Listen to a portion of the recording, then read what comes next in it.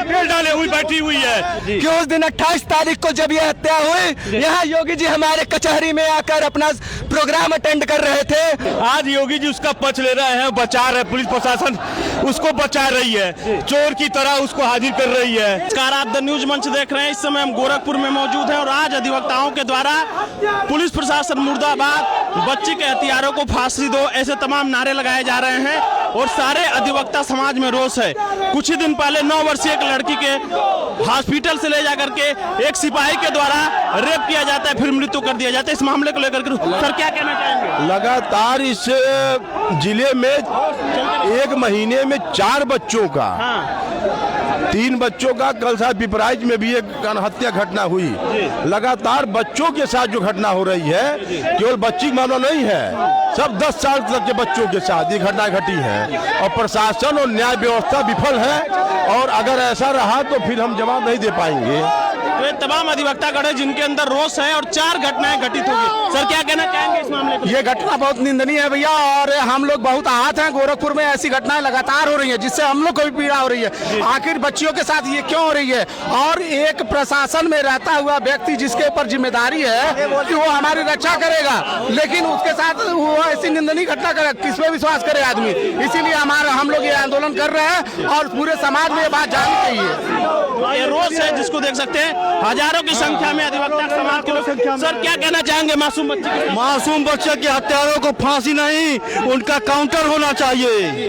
वो व्यक्ति पुलिस प्रशासन में बताया जा रहा है। 28 सालों के योगी जी गृह पर गोरखपुर में ही थे और उसी दिन रात को ये घटना घट गई है और कान में तेल डाले हुए बैठा है। अगर दूसरे किसी का होता कि अब तक ये मर्डर करा दिया होता, इनकाउंटर कर दिया होता, उस पुलिस वाले को काउंटर करना चाहिए। उसका बुलडोजर और यही बात, जहाँ तक बेटी पढ़ाओ बेटी बचाओ, ये गलत नारा है। इनको नैतिक कर्तव्य है कि ये इस्तीफा दें। मुख्यमंत्री जी खुद इस्तीफा दें। मुख्यमंत्री योगी आदित्यनाथ के इस्तीफे की मांग कर रहे हैं। हाँ, मांग करता हूँ कोई इस्तीफा दें।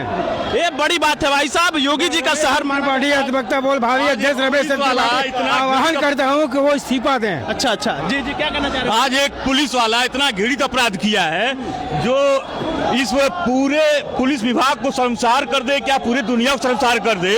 आज योगी जी उसका पक्ष ले रहे हैं, बचा रहे, पुलिस प्रशासन उसको बचा रही है, चोर की तरह उसको हाजिर कर रही है। ठीक, कोई ना गाड़ी पलटी ना इनकाउंटर हुआ, एक रक्षक ही बच्चक बन जाएगा तो किस पे करेंगे विश्वास? हम विश्वास किस पे करेंगे? एक रक्षक अगर ये कह दे कि बच्चियों को रात में उठा ले जाए तो हम किसके सहारे निकलेंगे? बच्चियां लीडर हो गए, बच्चे निकलते हैं घर से बाहर कि हमें सुरक्षा मिलेगी पुलिस से, और वही पुलिस रक्षक से भक्षक बन जा रही है तो बच्चियां कैसे निकलेंगी? हमारा जिसमें रक्षा का अधिकार है वही हम लोग से भक्षक बन जाएंगे, कहाँ चलेगी?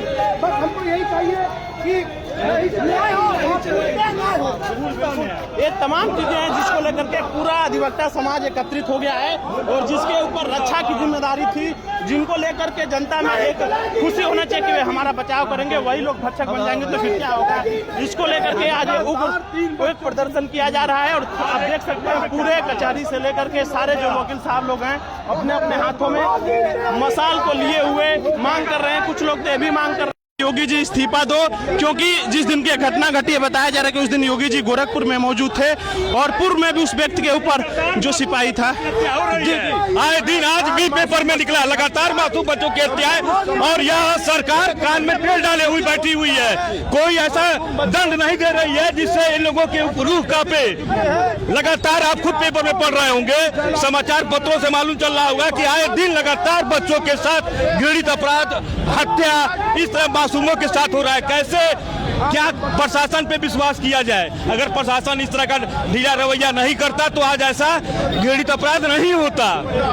पूर्व में भी उसके ऊपर आपराधिक मामले दर्ज थे तो उसको ड्यूटी कैसे मिल गई ये भी बताया जा रहा है। अब यही देखिए यह पुलिस प्रशासन का कि अगर उसके ऊपर इस तरह की हिस्ट्री सीटर रहा है हुआ तो उसे इतनी जिम्मेदारी 112 नंबर की जिम्मेदारी दी जा रही है, जिसपे कोई आफत में कोई मुसीबत में फंसता है तो सबसे पहले फोन उसी को आता है और वह उस मौके का फायदा उठा सकता है। है, ऐसी जिम्मेदारी और यहाँ के कप्तान साहब उसको दे रहे हैं, वो भी CM city.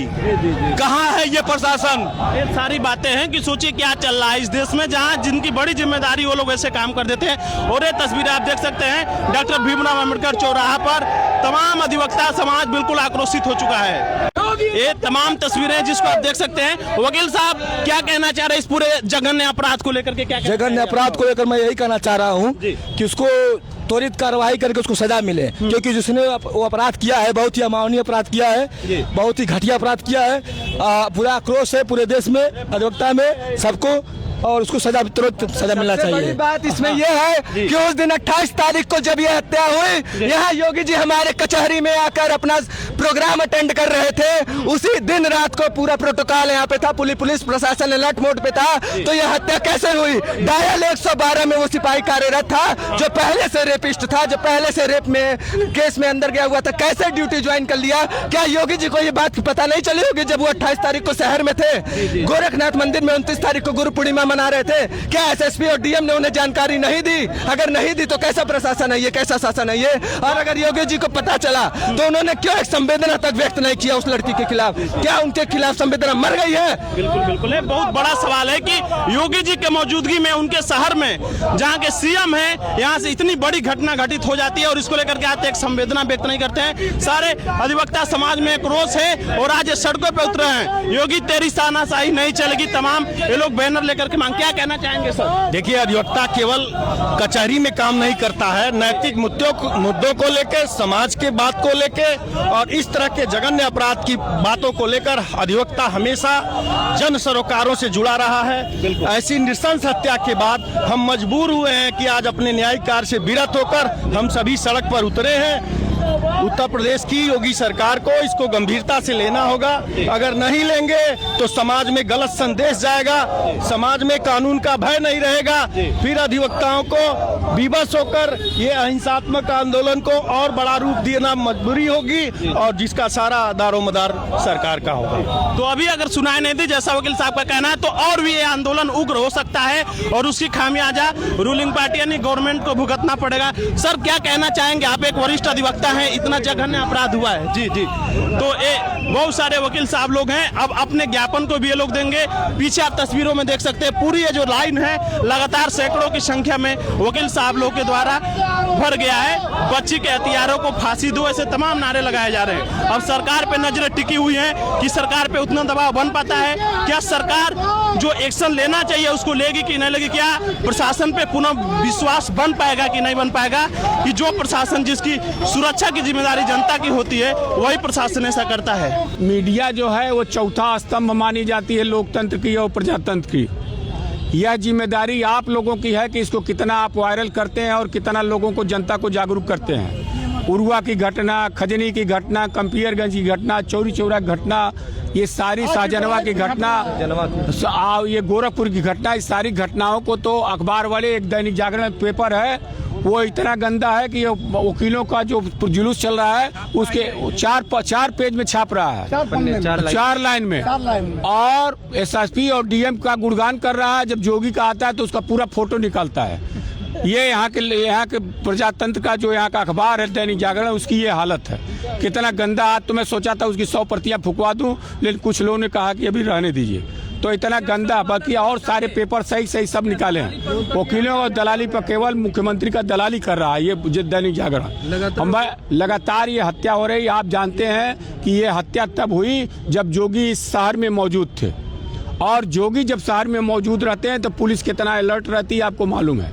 SSP, DM, DIG, IG सारे लोग पूरे जिले के नाकाबंदी किए रहते हैं। आरआईओ कितने इंटेलिजेंट है और कितना मुस्तैदी से काम करती है आप लोग जानते हैं। और जोगी के रहते, जब जोगी माला पहन रहे थे तब उस लड़की का अपहरण होता है। जब जोगी अपना भाषण कर रहे थे तो उसके साथ बलात्कार होता है। जब जोगी की विदाई होती है तो उस लड़के के जांघ तोड़ दी जाती है, अंगुलियां काट दी जाती है, इंटरनल पार्ट को डैमेज करके निकाल दिया जाता है, मुख को इस तरह से पहुंचाया जाता है कि उसका कोई शिनाख्त न हो।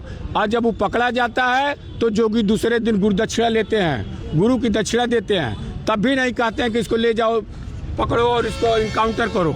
अभी दूसरा कोई रहता तो कहते कि घर पर बुलडोजर चलवा दो, इसको पैर में गोली मार दो और इनकाउंटर कर दो। क्यों पुलिस को बचा रहे हैं? उसका एक कारण है कि पुलिस के बल पर ये शासन कर रहे हैं, जनता को दबा रहे हैं। आज जनता बोलने को तैयार नहीं है उनके आतंक से। इतना आतंक जोगी का इस गोरखपुर में फैला हुआ है, उसको आप लोग वायरल करिए कि रेप किया था और घटनास्थल को पुलिस ने तुरंत क्यों साफ करा दिया? तुरंत धुलवाना नहीं चाहिए था। ये भी पुलिस को संदेह के घेरे में हम फांसी की सजा दिया, साक्ष्य मिटा दिया, साक्ष्य मिटा दिया पुलिस ने।